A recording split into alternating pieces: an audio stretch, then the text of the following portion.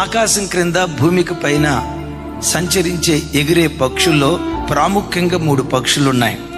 Number 1 పావురం, number 2 పక్షిరాజు, number 3 శంకుబుడి కొంగ. వీటిలో ఉన్న ప్రత్యేకత ఏంటో తెలుసా? ఒక జీవిత భాగస్వామితో జత కట్టడం ప్రారంభించిన తర్వాత చనిపోయే ఆఖరి క్షణం వరకు ఆ జతతోనే ఉంటాయి. వన్స్ ఒక జత కట్టిన తర్వాత చనిపోయే వరకు ఆ రెండే కలిసి ఉంటాయి. అద్భుతం. మనుషుల్లో కూడా ఈ నీతి విలువ లేదేమో.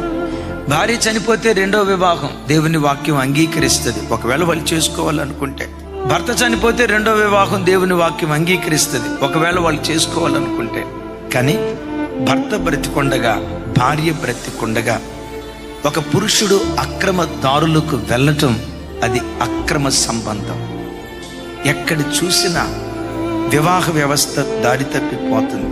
నా భార్య అందగత్తి కాదనో, నాకేదో సంతోషం ఇవ్వట్లేదనో, నాకు నచ్చలేదనో, పిల్లలు పుట్టిన తర్వాత అక్రమదారులకు వెళ్తున్నారు. మనుషుడ విను, బోధించే నేను, వింటున్న మీరు. నీతి కలిగిన న్యాయాధిపతి అయిన దేవుని ఎదుట నిలవబడే రోజు ఒకటి ఉంది. నీవు చేసిన ప్రతి చర్యను బట్టి, దేహంతో జరిగించిన ప్రతి పనిని బట్టి దేవుడు లెక్క అడుగుతాడు.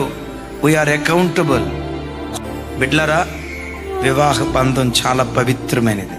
నా చేతులు జోడించి దండం పెట్టి చెప్తున్నా, వన్స్ ఒక్కసారి వివాహమైన తర్వాత ఆ భర్త మంచోడైనా కాకపోయినా ఒకే భర్త, ఆ భార్య అందగత్తైనా కాకపోయినా, నేను సుఖపెట్టేదైనా కాకపోయినా ఒకే భార్య. అలాంటి నీతి విలువలతో మన కుటుంబాలను కట్టుకునే కృప దేవుడిచ్చునుగాక.